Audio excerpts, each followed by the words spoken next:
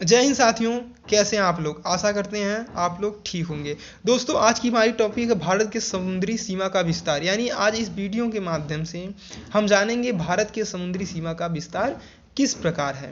तो दोस्तों, भारत का जो समुद्री क्षेत्र अधिनियम था वह 25 अगस्त 1976 को लागू हुआ था।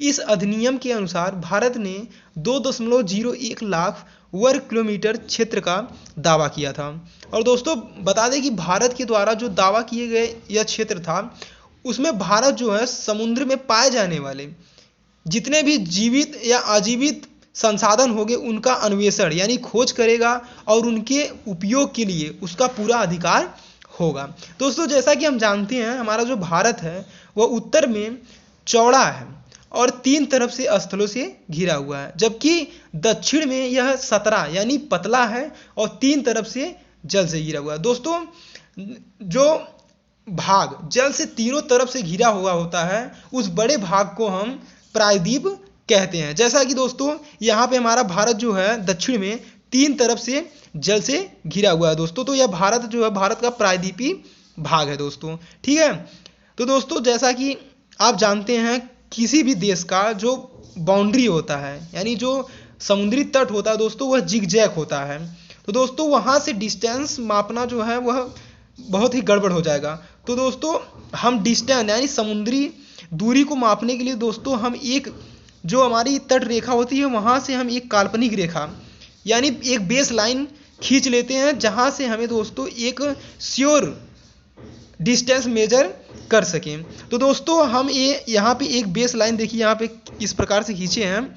अब दोस्तों यहाँ से इस बेस लाइन से 12 समुद्री मील, दोस्तों आपको बता दें कि एक समुद्री मील बराबर दोस्तों 1.853 किलोमीटर होता है। दोस्तों जो समुद्र की डिस्टेंस होता है वो समुद्री मील में नापा जाता है, और दोस्तों जो समुद्र की गहराई होती है वह फैदम में नापा जाता है, और एक फैदम बराबर 6 फीट होता है। ठीक है दोस्तों, और दोस्तों जो समुद्री हवाएं चलती हैं तो दोस्तों वह नॉट में नापी जाती हैं, और एक नॉट बराबर होता है दोस्तों 0.51 मीटर पर सेकेंड होता है। ठीक है दोस्तों, तो आइए देखते हैं दोस्तों इस बेस लाइन यानी जो आधार रेखा है वहाँ से 12 समुद्री मील की दूरी तक दोस्तों हमारा प्रादेशिक समुद्री सीमा लगता है।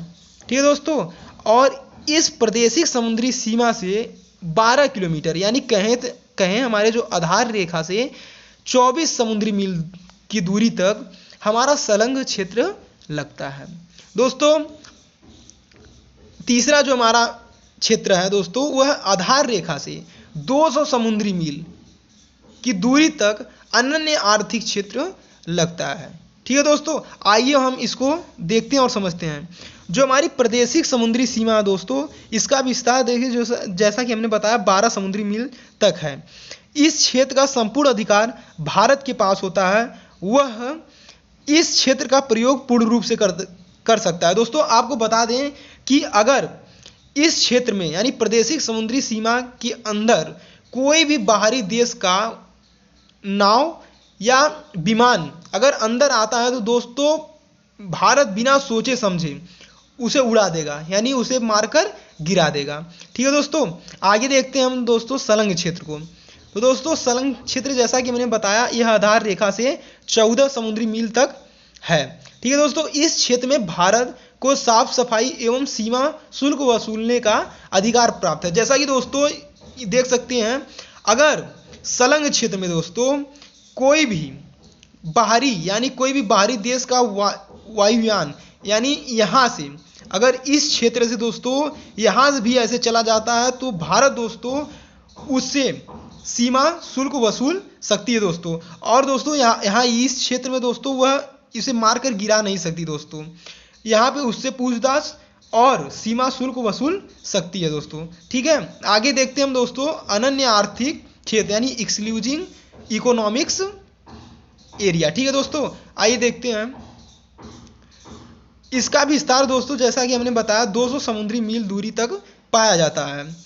दोस्तों इस क्षेत्र में भारत को खनिज संसाधनों का दोहन यानी दोहन का अर्थ होता है दोस्तों उपयोग में लाना, ठीक है, और नए द्वीपों का निर्माण एवं वैज्ञानिक अनुसंधान करने का अधिकार प्राप्त है। यानी दोस्तों ये जो अनन्य आर्थिक क्षेत्र है दोस्तों, उसमें भारत अपना वैज्ञानिक अनुसंधान कर सकता है दोस्तों।